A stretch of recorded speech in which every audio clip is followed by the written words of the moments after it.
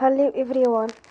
Today we talk about how to fix the app of piano keyboard.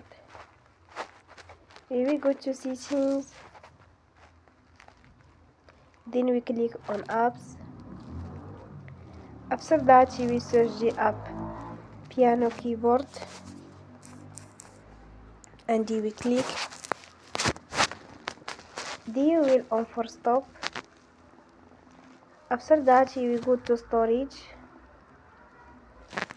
Then we click on clear cache. In the end, turn off your phone and you will recharge your phone again. Don't forget to support us by like and subscribe. See you next time and thank you for watching.